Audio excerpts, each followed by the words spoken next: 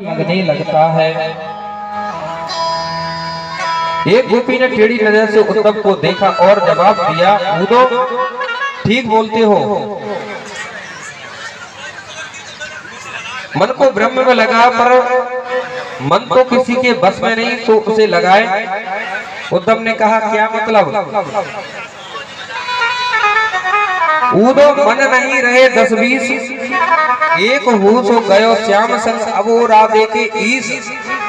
उद्धव मन नहीं 10-20, मन तो एक होता है, तो एक मन तो हमने कन्हैया में लगा दिया और वो चुरा कर ले गए। अब मन हमारे 10-20 नहीं है, तो हम पर ब्रह्म में कैसे लगाएं?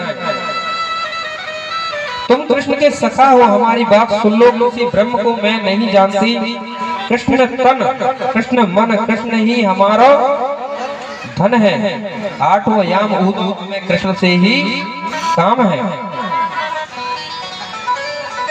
सिवाय कृष्ण के हम और दूसरे को नहीं जानती। तुम कहते हो निर्गुण ब्रह्म होता है, मेरे ख्याल से ब्रह्म को तुम उद्धव नहीं जानते। देखो ग्वालियां उद्धव को आज ज्ञान देती है और कहती हैं, अरे उद्धव, वो निर्गुण का अर्थ होता है जिसमें प्रकृति का कोई गुण नहीं, और सगुण का अर्थ होता है जिसमें दिव्य गुण विद्यमान हो। मेरे कृष्ण को तुम निर्गुण इसलिए कहते हो कि उसमें संसार के कोई गुण नहीं, और सगुण इसलिए हैं कि उसमें दिव्य गुण विद्यमान है। तुम कहते हो उसके पैर नहीं होते, निर्गुण ब्रह्म के पैर नहीं होते तो कृष्ण गौ में चराने जाते कैसे थे? महाराज, तुम कहते हो ब्रह्म के हाथ नहीं होते तो ब्रह्म ने सीके से मटकी कैसे उतारी? तुम कहते हो ब्रह्म सब में व्याप्त है, तुम में ब्रह्म है, मुझ में ब्रह्म है, तुम में ब्रह्म, मुझ में ब्रह्म, सब में ब्रह्म विराजमान है, तो तुम ब्रह्म और हम ब्रह्म, तो ब्रह्म होकर उपदेश करना व्यर्थ ही है। ऐसी गलती क्यों करते हो? तब सब कुछ ब्रह्म है, उपदेश किस लिए? ये शिक्षा किसके लिए? तुम समझाते हो कि अगर उद्धव तुम समझते हो कि केवल कृष्ण से मिलने के लिए हम रोते हैं, तो सिर्फ आपका एक अज्ञान है। अरे उद्धव, यदि हम कृष्ण से मिलने के लिए रोती तो मथुरा यहाँ से थोड़े दूर थोड़ी है। हम सवेरे जाती और 2 बार शाम के लौट कर मिलकर 2 बार लौट कर चली जाती, लेकिन हमारी प्रतिज्ञा क्या? चाहे कृष्ण हृदय से लगाकर पीस डाले, चाहे पैर की ठोकर देकर हमें जीवन से निकाल दे, जीवन पर्यंत कृष्ण के अलावा हम किसी दूसरे से प्रेम नहीं कर सकते।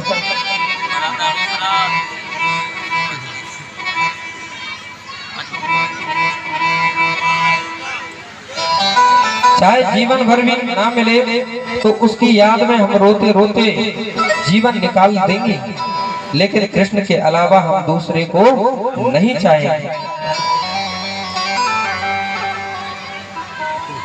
और महाराज गोपियों को रुदन करने लगे। रोते रोते उनके नेत्रों की आंसू की धारा बह चली। गोपियों के नेत्रों से बहने वाली आंसुओं की धारा बनारे के रूप में परिणित हो गई। वही प्रेम की नदी एक सरोवर के रूप में परिणित हो गई, और वही सरोवर एक अथाह समुद्र के रूप में परिणित हो गया।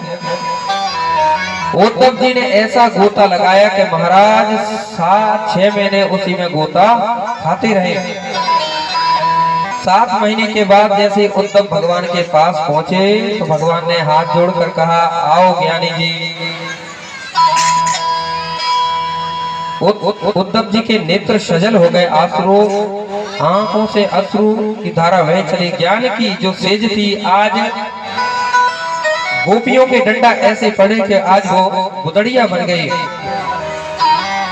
और उद्धव जी ने एक ही बात कही, हे गोपाल, यदि मैं मानव का शरीर बनूं तो वो ब्रज में मिले, ब्रजमंडल में यदि पशु बनूं तो वो भी ब्रजमंडल में, और यहाँ तक की घास का एक तिनका बनूं तो भी ब्रजमंडल में बने।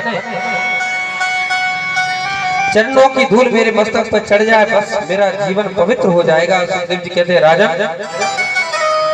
उद्धव की मन की परिस्थिति बदल गई, एकदम विचारों में परिवर्तन आ गया। और आप आश्चर्य करोगे कि उद्धव ने गोपियों को प्रणाम नहीं किया। उद्धव कहते हैं मैं इनको प्रणाम करने के काबिल नहीं हूँ।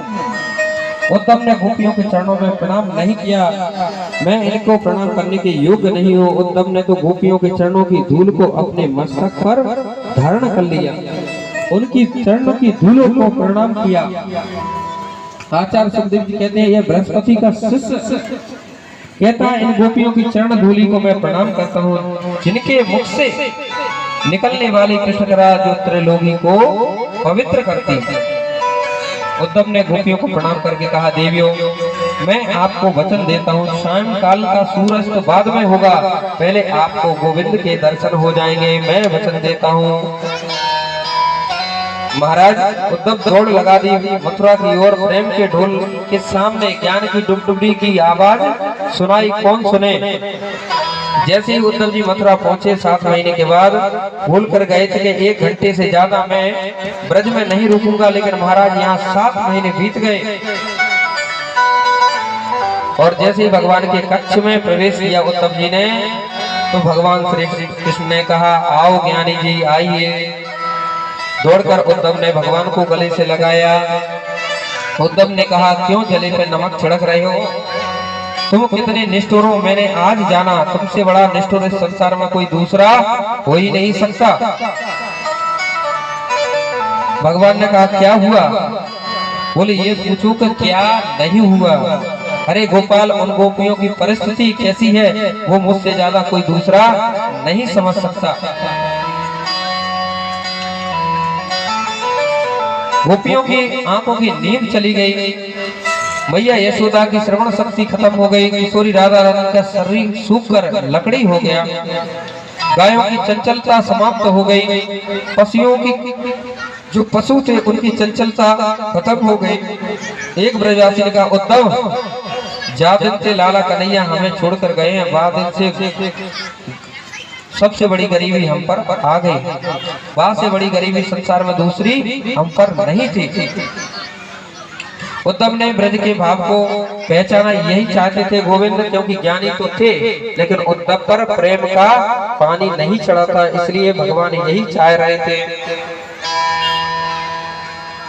अब महाराज आज उद्धव प्रसन्न है और राधा रानी कृष्ण नाम दो नहीं, राधा और कृष्ण दो नहीं, राधा और कृष्ण एक ही है। राम रूपे भविष्य सीता रुक्मणी कृष्ण जन्मते। भगवान नारायण की पत्नी का नाम लक्ष्मी है और वही नारायण जब राम बनते हैं तो वही जानकी बनती है और जब कृष्ण बनते हैं तो वही रुक्मणी जी बनती है। और नारायण कृष्ण रूप में आते हैं तो वही सीता जी रुक्मणी जी बन जाती हैं। और तो नारायण की पत्नी लक्ष्मी और लक्ष्मी सीता और वही सीता रुक्मणी।